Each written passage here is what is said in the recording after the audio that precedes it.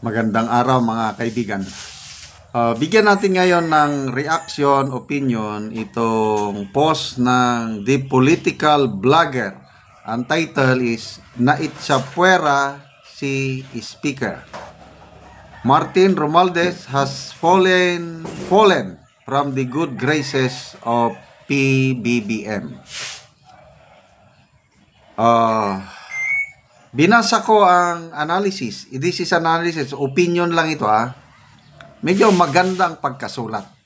Kaya isummarize ko na lang Sabi niya, a story appeared on Politico.com about House Speaker Martin Romualdez exhorting the incoming House of Representatives under the 20th Congress to support the legislative priorities and the bagong Pilipinas vision of President Ferdinand R. Marcos. Often, this story appeared to be another of the meaningless press release. So, summarize ko na lang. Yung panawagan ni Speaker Martin Romualdez na sa mga members ng 20th Congress to support PBBM legislative agenda ay ano daw yun? Just to project himself as an excellent leader and most trusted confidant of his first cousin. Sabi ni political blogger, nararamdaman nila na wala na. Lumalayo na ang relasyon ng presidente at ang Speaker of the House. Okay? Una, ano yung mga palatandaan na lumalayo na lumalamig na si PBBM sa speaker? Una, yung ibinulgar ni Congressman Toby Chanco after yung May 12 election ng resulta bakit natalo ang mga alyansa candidates dahil sa pinilit na impeachment case ni Pipi Sara. So yun, ang unang rason na lumalamig na daw si BBM kay Romualdez. Okay? So, nung una daw, palaging nakadikit si Romualdez sa mga lakad ng Pangulo. Kaya lang, lately, kapansin-pansin na wala na ang speaker sa tabi ng Pangulo.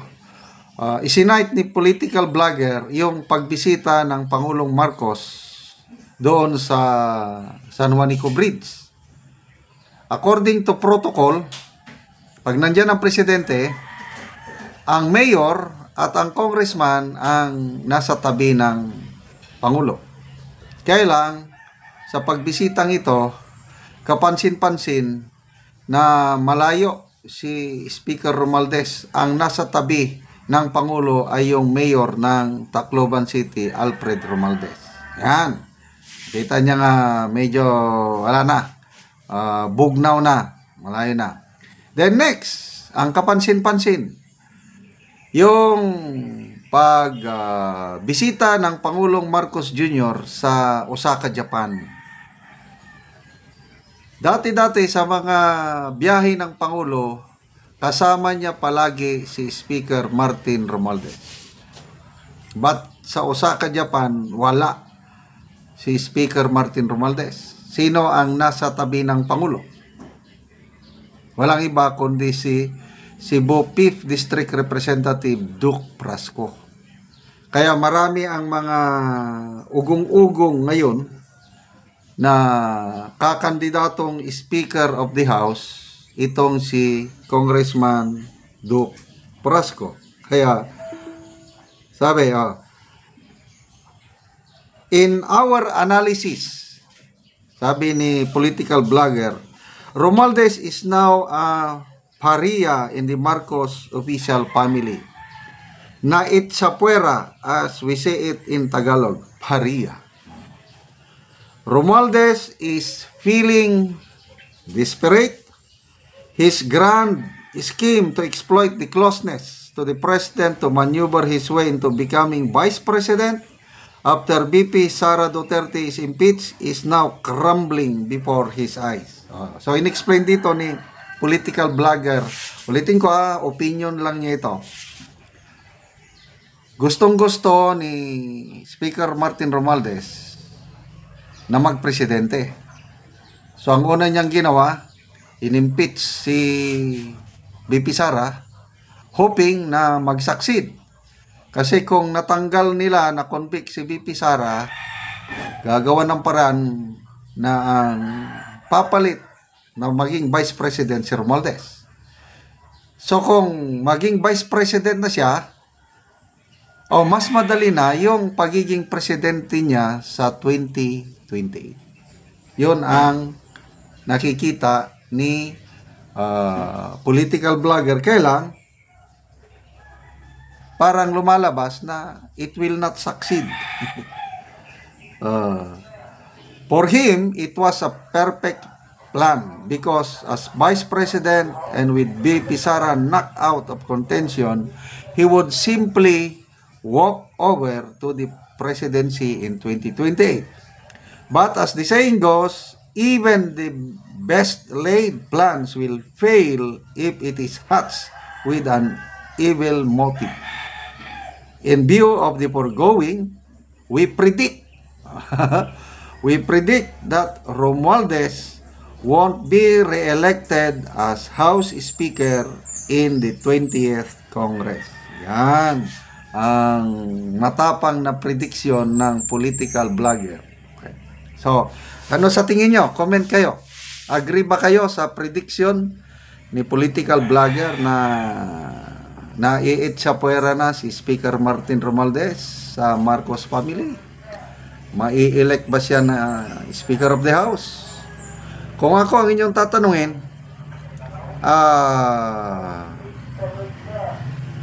gusto ko sana na ang maging Speaker of the House si Congressman Toby Chanco.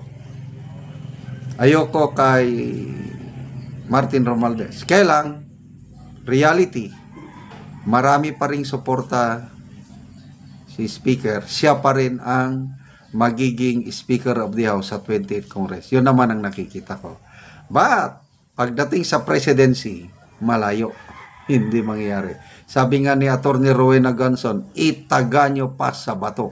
Hindi magpre-presidente si Romualdez. 2028, VP Sara, wala nang iba. Salamat mga kaibigan sa inyong pagsubaybay sa ating channel. Nakakatulong kayo ng malaki sa tribong Talandig ng Bukidnon.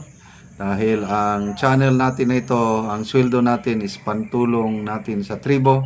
Namimigay tayo ng mga yero at pako para makapagpatayo ng mas maayos na tahanan ang tribong Talandig ng Bukidnon. Panoorin ninyo ang video na ito.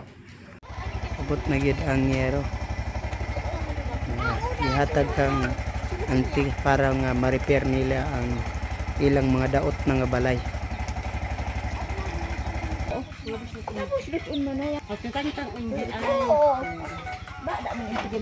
Karon mo na ni ang atopsan tagaan na mo gero silupin og sako lang.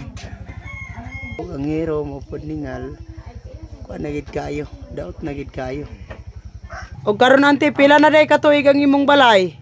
35 ra ni ka tuig. Oo. Nagpasalamat ko kay hanabangan mi aron ma-repair ang among balay kay tan-aw ga kuan na gatuluan na. Oo. So, ang imong atopante nga yero gisapawan lang nimo og mga silupin. Silupin. Oo. So pila na day kabukante imong anak? Siya man ang kabuk. Siyam kabuk imong anak. Nawala ang isa. Nawala ang isa.